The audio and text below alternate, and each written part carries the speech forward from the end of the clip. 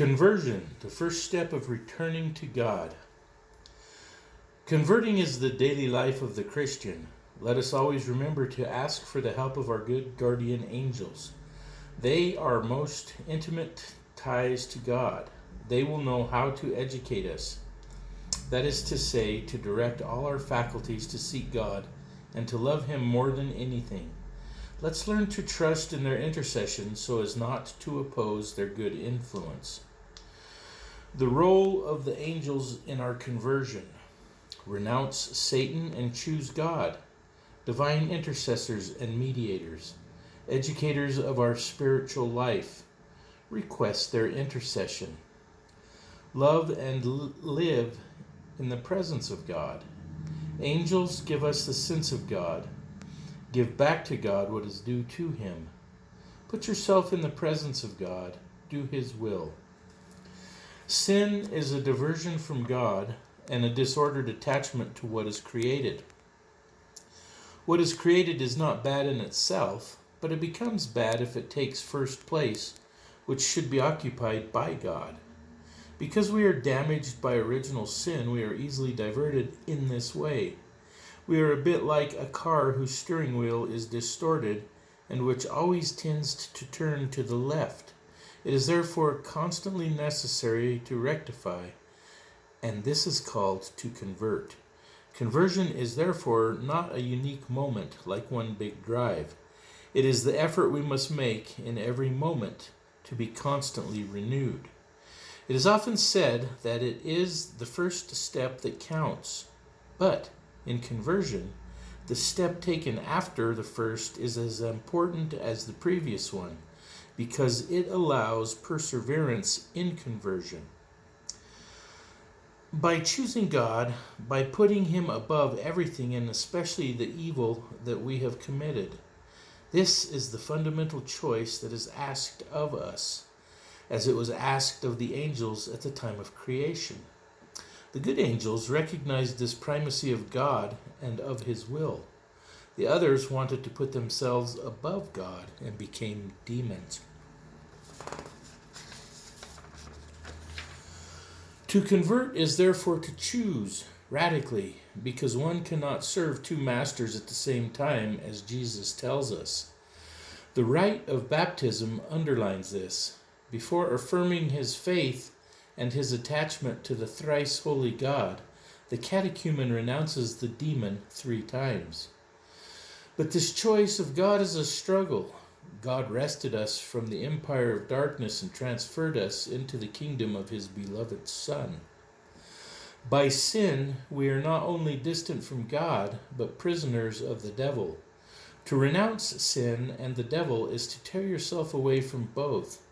And it is an expensive tear, which requires strength, a bit like tearing off an old plaster that hurts because it is firmly stuck to your skin.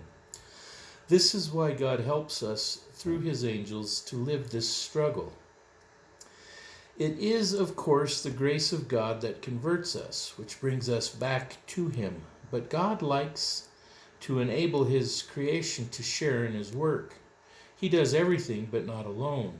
He converts us, but not alone. First of all, God, of course, asks for our cooperation, our free yes, without which He cannot convert us. But God also brings in the angels who dispose our hearts to the graces He is preparing.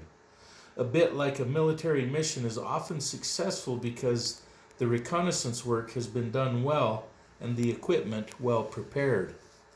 Take the example of the good thief. The angels certainly helped him to uncover the secret of this innocent condemned to death, with a look so sweet, with words so full of comfort. What appeared too harsh to the other thief was certainly facilitated by the angels for the good thief. In every conversion, there is an extraordinary work of invisible but intense preparation by the angels. To convert is to turn away from sin and become attached to God. But then you have to persevere, stay centered on God. If our spiritual life is not nourished by the presence of God, by prayer, by asceticism, by training, our victory in converting to God will be short-lived. After conversion, the angels are also educators to remain in God. They help us transform the attempt by attenuating the memory of past sins, by stimulating our attraction to the good, by diverting occasions of sin. This protection of the angels can be given for free and forever, as was the case with St. Thomas Aquinas, to whom 2 angels girded a belt which gave him perfect chastity. But more commonly, it is because angels are frequently invoked that they assist and educate us. We must therefore renew our faith in the real, effective, and expected action of the angels. Real, because although we do not see them, they are present around us. Effective, because they are the active arms of divine grace. Expected, because the angels are waiting for us to ask them to act more effectively.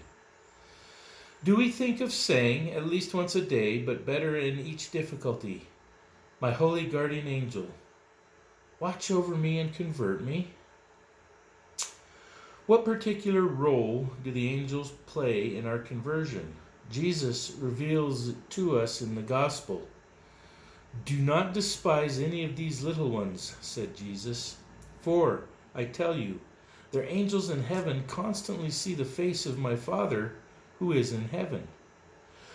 While we live on earth and sometimes we act as if God does not exist, angels live perpetually in the presence of God.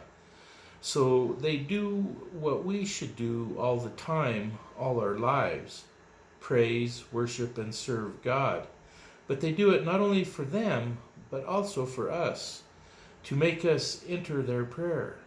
At Mass, for example, and especially at the time of the offertory, when we are distracted and think very little of offering our efforts, our intentions to the Lord, they stimulate us so that we are more present to God. We are not alone in our path to God, and this is good news, even if we don't see them. Our angels are there to push us to conversion. By perpetually doing the will of God, because angels can no longer sin, they are an example and above all a force for each of us. Because we don't see them, we don't use them very much, and it's a big mess. Imagine a pilgrimage to Chartres without the logistics that allow us to arrive on Monday in good condition. Water, food, prepared bivouac, doctors, this is our life if we do not think of calling on angels to support us. Let us take advantage of this meditation to make us more present to the angels who protect us, and they will help us to make ourselves present to God and to His will. Our holy angels watch over us.